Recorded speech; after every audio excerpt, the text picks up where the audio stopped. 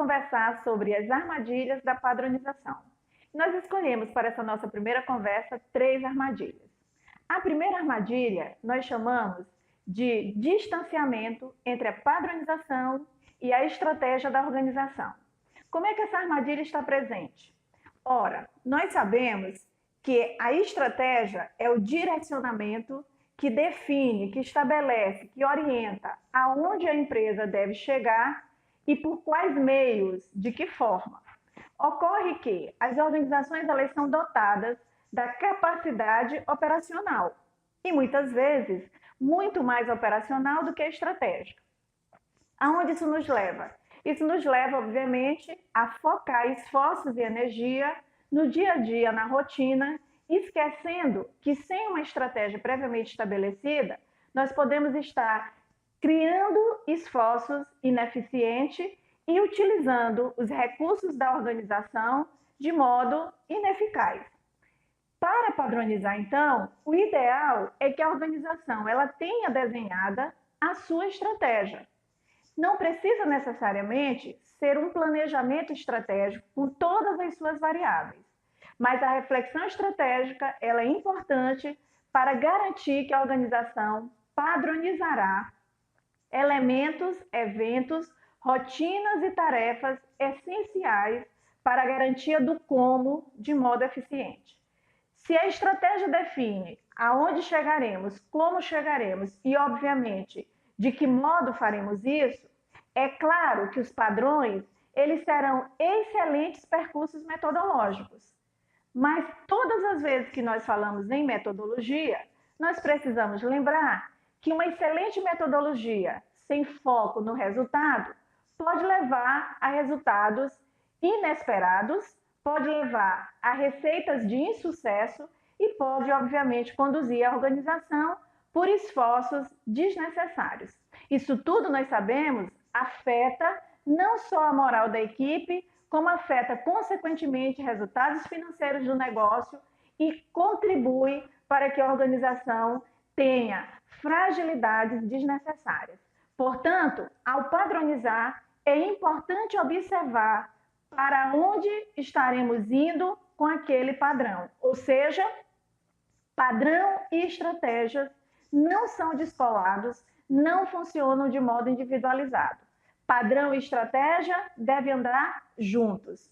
E claro, todas as vezes que nós falamos de padrões atrelados à estratégia, nós não podemos esquecer do ciclo PDCA.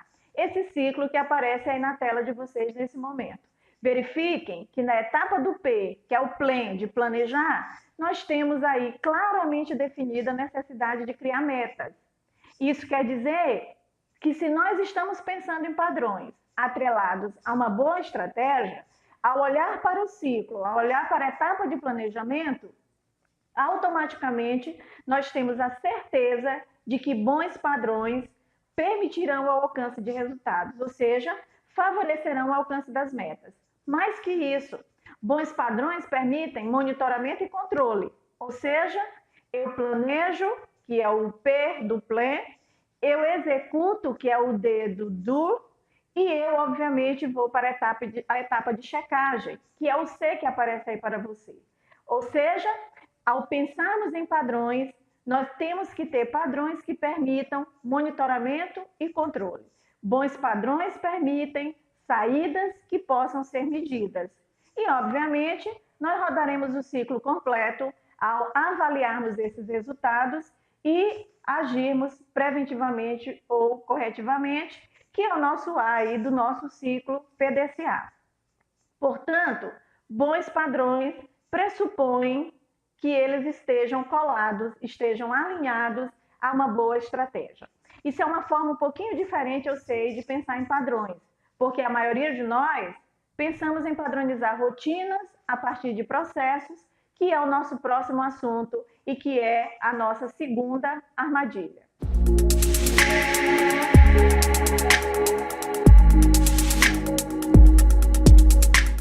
Na nossa segunda armadilha, nós falaremos então sobre a importância dos processos, mas acima de tudo, sobre como os processos eles podem afetar a organização e podem nos levar à incorrência da segunda armadilha. Quando é que nós caímos na segunda armadilha? Quando nós padronizamos processos cujas entradas e saídas não são agregadoras de valor, que geram desperdícios, que geram falhas, que geram rupturas. Portanto, não basta apenas olhar para a rotina, para o processo e fazer desse processo um padrão. É preciso que, ao desenhar processos, nós estejamos olhando para uma arquitetura que ela permita a eficiência organizacional. Ao olhar para processos e ao olhar para os recursos de entrada e as saídas, que são produtos ou serviços, nós precisamos ter a garantia de que, seja na aplicação de recursos, seja na saída do processo, quando dos serviços ou produtos acabados, nós estamos entregando etapas que não pressupõem, que não permitem falhas, que não permitem retrabalhos e que não permitam, consequentemente, perdas de recursos ou perdas, no mínimo, de elementos essenciais para a organização que afetarão os seus resultados finais. Portanto, a padronização de processos pressupõe desenhos de processos, mas, acima de tudo, a medida clara de que esse processo ele garantirá resultados efetivos. E resultados efetivos pressupõem resultados que garantam a produtividade organizacional. Ou seja, ao fazer o seu próximo desenho de processo, ao mapear o fluxo desse processo, aquele famoso fluxograma que muitos de nós fazemos de modo excepcional, com um nível de excelência, inclusive, bastante alto, ao fazer isso, é preciso, então, atentar para avaliar todas as entradas e saídas deste fluxo e verificar, dentro, inclusive, da ideia do que falamos anteriormente do ciclo PDCA, se este processo tem aderência ao que nós estamos pressupondo de estratégias de negócio e, principalmente, se este processo permite saídas que garantam as metas, aquelas metas que nós falamos lá no planejamento do ciclo PDCA.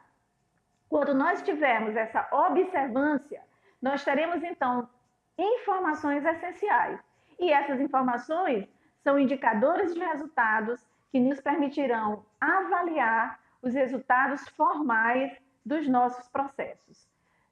Traduzindo isso, nós podemos dizer, então, que um bom fluxo permite monitoramento e controle, seja nas suas entradas, seja nas suas saídas, e permite que todo o nosso padrão, que foi pensado para tornar esse fluxo algo repetitivo, porque o fluxo pressupõe a repetição do padrão, ao ser transformado em um padrão formal, possa, então, garantir resultados eficientes.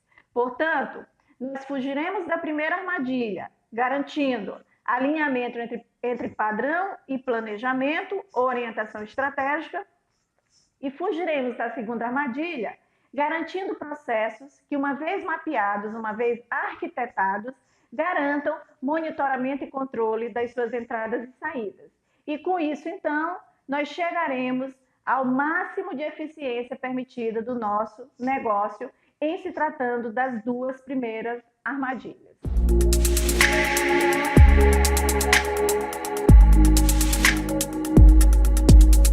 A nossa terceira armadilha, ela está em último lugar na nossa fala, mas ela não é a menos importante.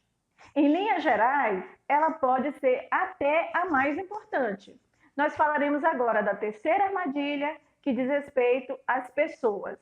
As pessoas, quando não estão dentro de um ambiente cuja liderança atende a requisitos mínimos de condução da equipe, obviamente não darão o melhor de si. Vamos lembrar de uma coisa essencial. Nós padronizamos processos, nós não padronizamos pessoas. Logo, erra muito aquele líder, aquele profissional, aquele executivo, aquele gestor, que, ao padronizar e ao formalizar processos, entenda que ali já está a garantia do resultado. Lê do engano. Ao padronizar processos, nós criamos, a partir de uma metodologia, meios para garantir resultados. Mas a garantia desse resultado estará na máxima eficiência e no comprometimento das equipes, das pessoas que estarão à frente desse processo. O que isso quer dizer? Ao liderar pessoas com foco em processos, nós precisamos garantir o engajamento dessas pessoas com aqueles padrões. E isso, claro, envolve as políticas de gente que a organização deve implementar, e isso tem toda uma ciência por trás, nós sabemos disso. É um assunto que, inclusive, tem um outro momento para discutirmos, porque falar de políticas de gente envolve muitas variáveis, mas nós não podemos deixar de fora nesse momento. Envolve, claro, a partir dessas políticas de gente, transformar as pessoas em seres com identidade que esteja próxima e que se aproprie daquilo que é o DNA da organização. Não é possível conseguir isso sem uma boa liderança, não é possível conseguir isso sem fazer com que as pessoas lutem por objetivos compartilhados. E compartilhar objetivos, nós sabemos, é, acima de tudo, acreditar numa causa, acreditar num propósito.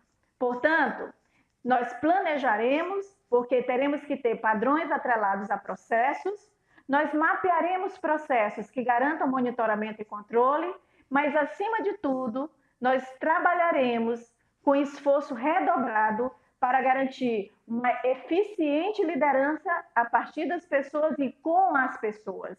Nós fazemos processos para pessoas e nós alcançamos resultados de processos a partir das pessoas. Entendemos que dessa forma, cobrindo essas três áreas, dando conta desses três elementos e eliminando as variáveis que se configuram como armadilhas, nós conseguiremos aumentar, melhorar os resultados organizacional e, claro, isso tudo dentro de uma linha concreta de monitoramento e controle. Isso tudo dentro de uma possibilidade real de acompanhar resultados e de garantir que, a partir do empenho das pessoas envolvidas com cada processo, nós tenhamos, então, melhores dias para as nossas organizações. Esse é o sonho, esse é o desejo, e é claro que é nisso que nós aqui também temos pensado todos os dias. Como fazer melhor para garantir resultados melhores a partir de organizações mais eficientes. Muito obrigada a todos vocês que estão nos ouvindo e que estão conosco neste momento.